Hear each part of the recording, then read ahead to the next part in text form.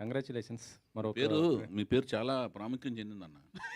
టోపీ మార్చినా కూడా మర్చిపోతారు మళ్ళీ. Okay sir. చెప్పండి అన్న. సార్ మీరు మొత్తం నందమూరి హీరోస్తో చేస్తున్నారు. అంటే హరికృష్ణ గారు, తర్వాత బాలకృష్ణ గారు, ఆ తర్వాత ఇప్పుడు జానకిరామ్ గారికి అబ్బాయి మధ్యలో ఇప్పుడు ఒక నిమిషం అండి. ఫస్ట్ మీరు అడిగిన దాంట్లోనే వస్తుంది. నేను ఎవరు ఫ్యాన్ అండి? Rapid fire. నేను ఎవరు ఫ్యాన్ని? ఎన్టీఆర్ గారి ఫ్యాన్. నాకు ఎవరు ఇచ్చారు బ్రేక్? ఎన్టీఆర్ గారు. అక్కినేని గారు. అక్కినేని గారు ఆపోజిట్ కాంపౌండ్ కదా.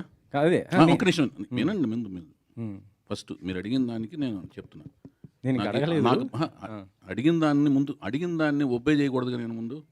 ఓకే సార్ చెప్పండి. కాంట్రడిక్షన్ అక్కడ ఉన్నప్పుడు దాన్ని క్లారిటీ ఇచ్చి నెక్స్ట్ ఆన్సర్కి వెళ్ళాలి. సో నేను రామారావు గారి వీరాభిమాన్ని. ఇందాక నేను చెప్పిన దాంట్లో కూడా ఉంది అది. అగ్నిపుత్రుడు సినిమా పనిచేస్తున్నప్పుడు అక్కినేని నాగేశ్వరరావుతో పరుచూరు గోపాలకృష్ణ గారు డైలాగ్స్ రాయటకు వచ్చినప్పుడు 175 days రామారావు గారికి ఎక్కువ, నాగేశ్వరరావుకి ఎక్కువ అనే డిస్కషన్ వచ్చినప్పుడు ఎవరికి ఎక్కువ అనే సినిమాల విషయంలో నాగేశ్వరరావు గారితో అన్నపూర్ణ స్టూడియో సెట్స్లో బయట విరామం సమయంలో మాట్లాడుతూ డిస్కస్ చేస్తూ వాదోపదాలు చేస్తుండేవాళ్ళం. అవన్నీ ఆయనకి తెలుసు, నాగార్జున గారికి తెలుసు. నేను రామారావు గారి అభిమాన్ని. తర్వాత బాలకృష్ణ గారికి అభిమాన సంఘాలకి లెటర్స్ కూడా, బాలకృష్ణ గారికి అభిమాన సంఘం పెట్టి మద్రాసు వెళ్ళి అభిమాన సంఘం లెటర్స్ అన్ని కూడా నేను కండక్ట్ చేశానన్న విషయం తెలుసు. సో వాళ్ళు నాగార్జున గారు అవకాశం ఇచ్చారు నాకు. తర్వాత నాగార్జున గారే హీరోగా అవకాశం ఇచ్చారు.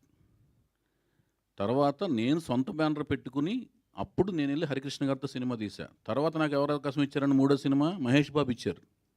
నేను గుడివాళ్ళు ఎవరితో గొడవ పడుతుండేవాడిని అండి, కృష్ణ గారి ఫ్యాన్స్తో గొడవ పడుతుండేవాడిని, కొట్టుకుంటుండేవాళ్ళం. అందుకని ఆ ప్రశ్నలో సగం బేస్ లేదు. నాకు వచ్చిన మీరు పూర్తిగా వింటే అప్పుడు నేను చెప్తాను సార్. ఇప్పుడు నేను అడిగేది ఏంటంటే హరికృష్ణ గారితో చేశారు, బాలకృష్ణ గారితో చేశారు, వీళ్ళిద్దరితో కూడా చేశాను కదా ముందు, నాగార్జున గారు. నేను చెప్పేది వినండి సార్, నేను అడిగేది వినండి మీరు. చెప్పండి. ఆ తర్వాత ఇప్పుడు జానకిరామ్ గారు వాళ్ళ అబ్బాయితో చేస్తున్నాను. మధ్యలో జూనియర్ ఎన్టీ గారు మిస్ అయిపోయారు. ఎందుకు అయిపోయారు?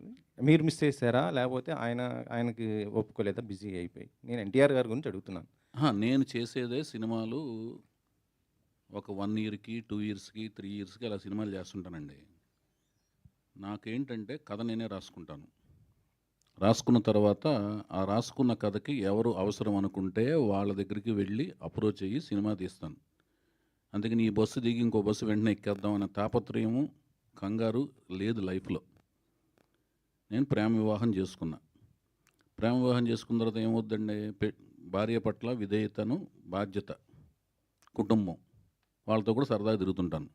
ప్రపంచాన్ని కళ్ళతో చూడటం కంటే కూడా, టీవీలో చూడటం కంటే కూడా కళ్ళతో చూడాలి, కాళ్ళతో నడవాలని అనుకుంటాను ప్రపంచంలో చూసే ప్రదేశాలు. సో అవన్నీ చూస్తూ ప్రపంచంలో అన్నీ తిరుగుతూ నేనే కథ రాసుకుని నేనే సినిమా తీసే ప్రాసెస్లో చాలామంది దగ్గరికి వెళ్ళే అవకాశం తక్కువ. కంటిన్యూటీ ఆఫ్ సినిమాలు చేస్తుంటేనే అందరి దగ్గరికి వెళ్ళాలి. ఇప్పుడు లాహిర్లాగర్ అయిన వెంటనే నేను పెద్ద హీరోల దగ్గరికి వెళ్ళి ట్రై చేయొచ్చు. నేను వెంటనే ఎవరితో తీశానండి, సీతయ్య అని మళ్ళీ హరికృష్ణ గారితో తీశాను. సో నేనేంటంటే నాకు ఆలోచన నా బ్రెయిన్లో లేదు, పెద్ద హీరోల దగ్గరికి వెళ్ళాలి లేకపోతే స్టార్డమ్ ఉన్న హీరోల దగ్గరికి వెళ్ళాలి అని ఉండదు. నాకు ఎవరు కరెక్ట్గా నా కథకు రాసుకున్నప్పుడు నాకు కన్వీనియంట్గా ఎవరు అనిపిస్తే వాళ్ళ దగ్గరికి వెళ్ళిపోతాను.